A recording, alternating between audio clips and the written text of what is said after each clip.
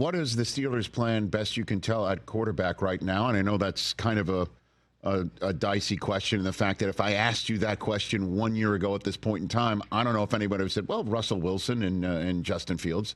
You know what I mean? And so that said, what is your sense of it right now, Dianna? It's funny you say that because in a way, I feel like our answer to you last year is kind of the same this year, which is they're going to look for a veteran quarterback, a bridge quarterback, and essentially continue to do what the Steelers do, which is rely on the defense, rely on the run game.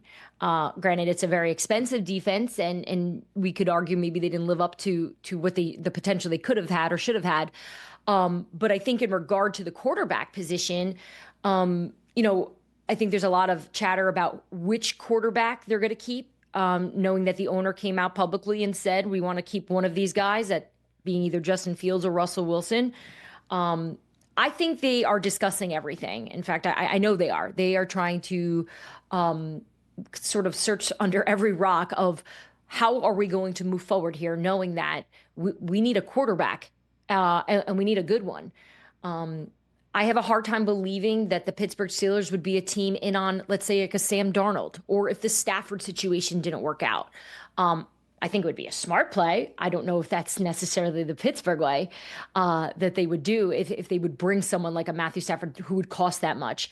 I just, at this point right now, in late February, I think the Pittsburgh Steelers are just going to go for a veteran quarterback and perhaps keep a Justin Fields on this roster. What are the Bengals going to do here? I mean, can they really pull off this trifecta of Chase, Higgins, Hendrickson, and follow what Joe Burrow basically told them to do through, Big Cat and PFT, saying the Eagles are paying everybody, why can't we? I mean, what's that? I know, and we followed Joe for so long. He's such a pro. He's so private. So if he's saying this publicly, and he's been pretty consistent, I mean, I know like Big Cat and PFT got dug in on a little bit more than others, but Joe was pretty comfortable making it clear he's disappointed with the way the business has been run in Cincinnati. If he's doing that publicly, I would love to know what the conversations have been behind closed doors. Because he seems like a type of athlete that likes to keep those conversations there. And maybe he's not getting the answers he wants to hear. And so he's like, all right, well, now it's time to turn the heat up a little bit. I'm going to go to the #1 sports podcast in the world and tell them that I need my guys. I need T. Higgins back. I need Jamar Chase to be the highest paid wide receiver. I need Trey Hendrickson back on my defense, a defense that got old and costly and obviously, cost Lou Anarumo his job, essentially. It needs to be revamped. They have so much work to do. So the question that you ask is, can they do it? I don't believe so. Could I see them tagging T. Higgins and attempting to trade him to get something in return, and T. Higgins getting paid the number he's looking for, which is essentially around 31 million a year? That makes sense to buy them some time here. I know just from talking to some people there that they are trying to work something out.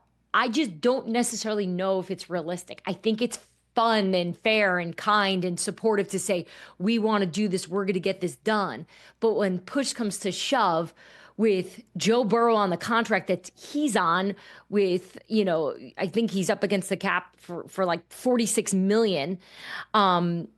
It's very, very costly. So I don't see it working out unless they do some Eagles Howie Roseman magic. That's right. Maybe there's only one team that can somehow pull that sort of stuff off, which is kind of crazy because they paid Jalen Hurts. They've paid everybody. I mean, but they have made the smart moves on defense, as you're pointing out. Cincinnati hasn't drafted as well, or didn't get, the Zach Bonds of the world to try and get that side of the football handled. Catch the Rich Eisen Show every single day on the Roku channel, 12 to 3 Eastern, for free.